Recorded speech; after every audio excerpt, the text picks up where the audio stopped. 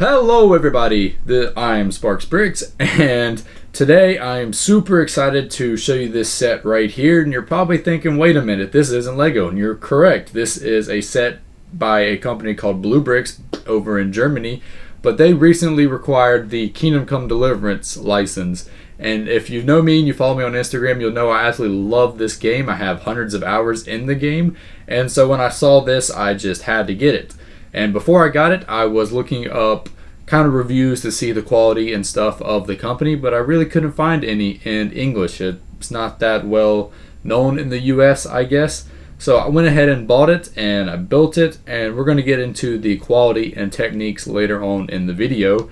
But I want to start off by saying this isn't going to be a comparison basing BlueBrixx, this company, and Lego. We're not going to get into that argument today. We're going to be focusing on the set, the quality of the set, and the techniques used and that sort of thing. So this retails for 119 euros over on the BlueBrixx website, which is around $140 US, and it has 2,814 pieces. And if you look at Lego, 2,000 pieces is about $200. So this set is pretty cheap for what all you get. $140 isn't bad at all. I believe this is currently sold out, but it will be coming in stock again shortly, I assume, of how well it's doing. But before we get into the overview of the set, we're going to look at the box right here. And you can see it has some very nice box art. Really love the art of like artful boxes, I guess you could say. It has some nice Kingdom Come Deliverance style artwork on the front and bottom, and a nice picture of the set itself. Same thing with the instruction manual right here. You have the artwork at the top, and I just want to say the instructions are super clear and easy to follow. They have numbered bags just like Lego does, so the building is very, very easy and fun. It took me around 5 or 6 hours to build. 2,000 pieces. Kind of broke it up a little bit, but it is a very fun build, I will say. Especially if you played the game, you'll know exactly what everything is, and they did a fantastic job of replicating what's in the game over to bricks. I am going to put some photos of the mill itself in the video so you can kind of compare if you haven't played the game, but they got it pretty spot on. So this is everything you get right here in the box. And you get these three main buildings right here, and which all have interiors, and we're all going to go into that stuff later on in the video. We're going to do a closer detailed look. But you also get these three figures. You get this birdhouse, which is sitting right in front of the mill in the game, and you get a horse. So with all this being said, let's jump into a closer in-depth look at the mill itself. And alright, so let's take a closer look at this set right here. You can see, starting off with, that it is composed of these three main buildings. So you have the main mill itself, which is powered by the water wheel in the back, which we'll take a closer look at. You have the house where pretty much everybody lives, and then a little storage house in the back right here. So starting off, we have this birdhouse, which is a nice little extra display you get to add with it. And this was the only problems that I had during the set, was putting these flower petals on the stems. It's just such hard plastic. It was hard to get it in the plastic without bending it too much, so I just flipped them over and it seemed to work pretty well.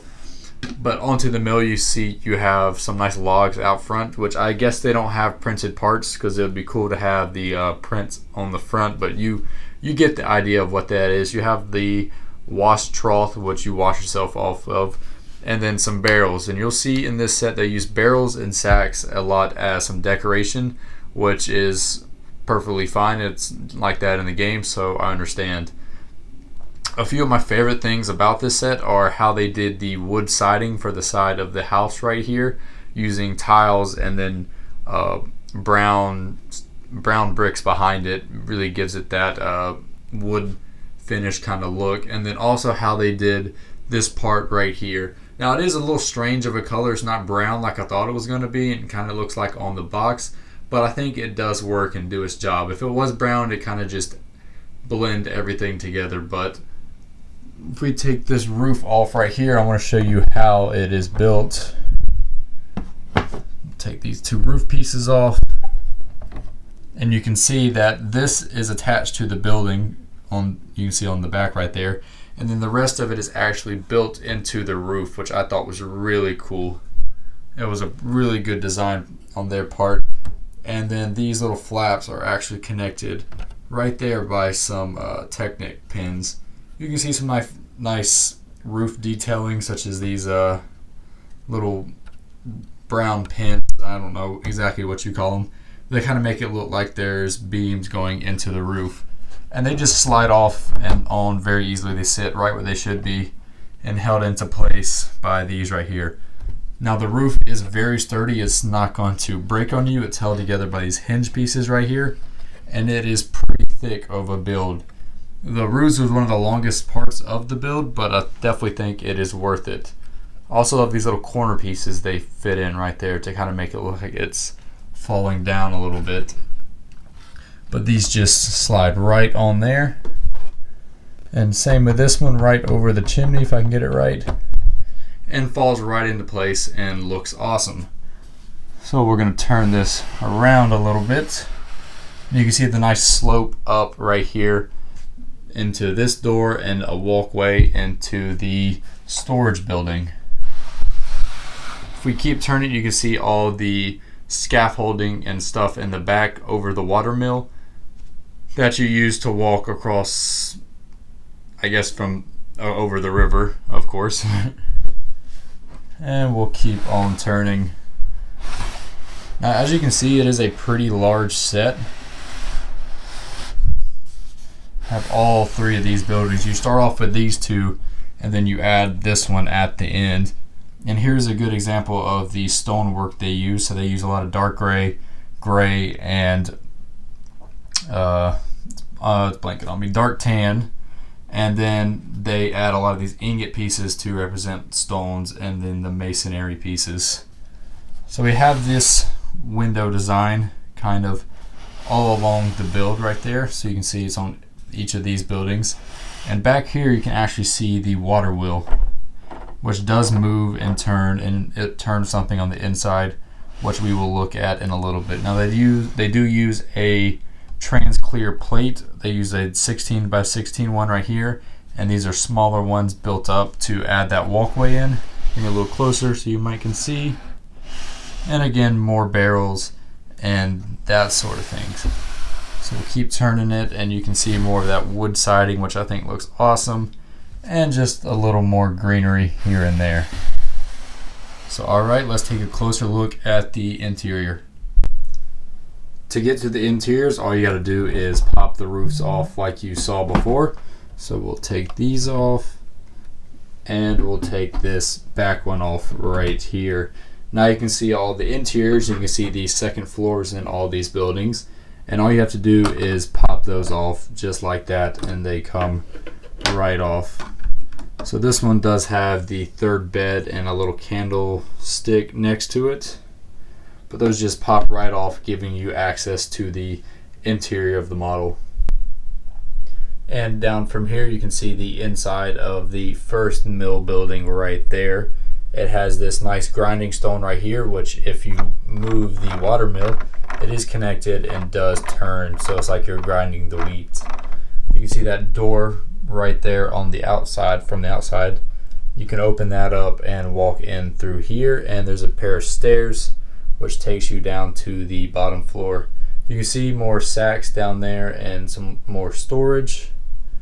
And then there is the entrance to the building. There is a staircase right here that leads up into this area. Alright, turn it around, and you can see there's a little more area right there for storage.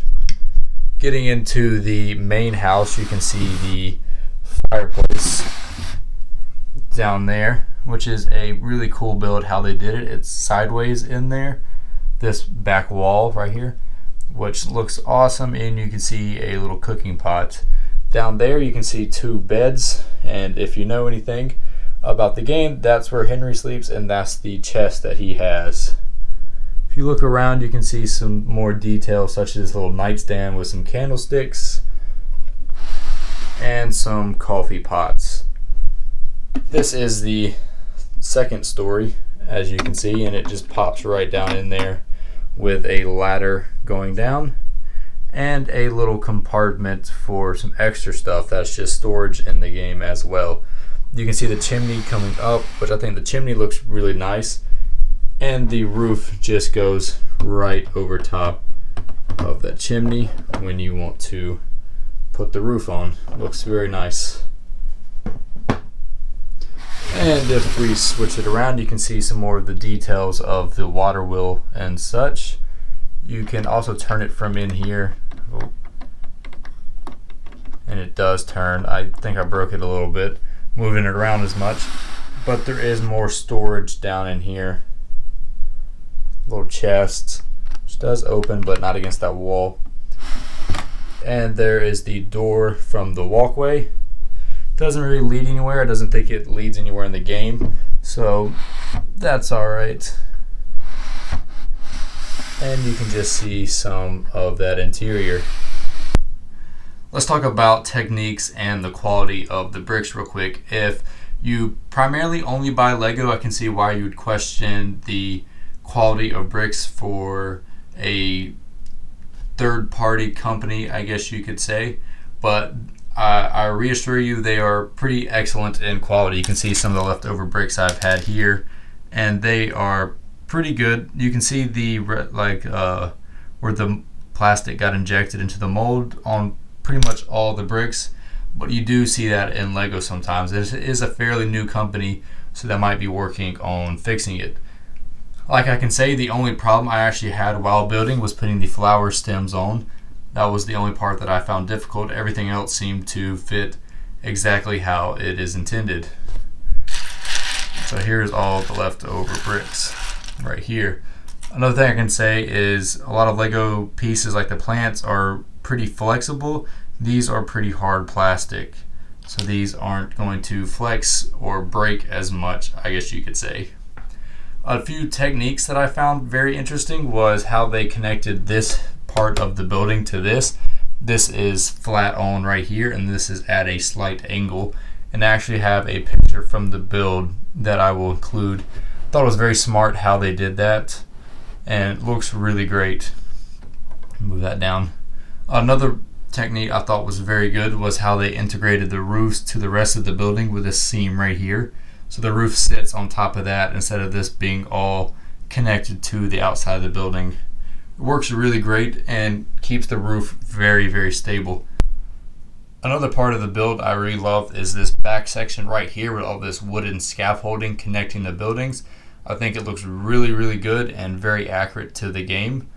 And this water wheel down here looks very excellent, and the way it's integrated with the grinding stone on the inside of this building looks very good. Along with the angle right here that they put this slope going at, there is a gap, but that is pretty acceptable because it is a very hard angle to get right. But yeah, in terms of quality, the company itself, BlueBrixx, has some fairly good quality. I have one other thing from them, and it is the Townburg set. And I noticed their white bricks were they had some scratches and some miscoloration on them. So, but this set does not have any white bricks. So this set by itself, zero problems with the quality of the bricks. And I think for $140, the level of building techniques you get, I mean, they are some pretty skilled builders. After building this, it is very fun to build, and the techniques are great on it. So that's going to do it for the review on this set. If you had questions about it, I hope I answered as much as I could, but if you still have questions, leave them down in the comments and I'll be sure to answer it. But overall, the quality is on par with Lego, so you don't have to worry about the quality, and the building was very fun and easy to understand. For $140, especially if you play the game and are very into the game, this set is an awesome display piece, and I would highly recommend it. Now, I wouldn't be building mocks with this kind of thing, at least me personally, because I build out of Lego, but I do think it looks excellent on display. And I want to thank you guys very much for watching. I spent a lot of time recently trying to improve my quality for YouTube, such as lights and microphone and stuff, and I hope that shows in this video. And if you have any recommendations of what to do to improve quality, just let me know, and I'll be sure to look into it. But thank you guys very much for watching, and I hope you have a great day.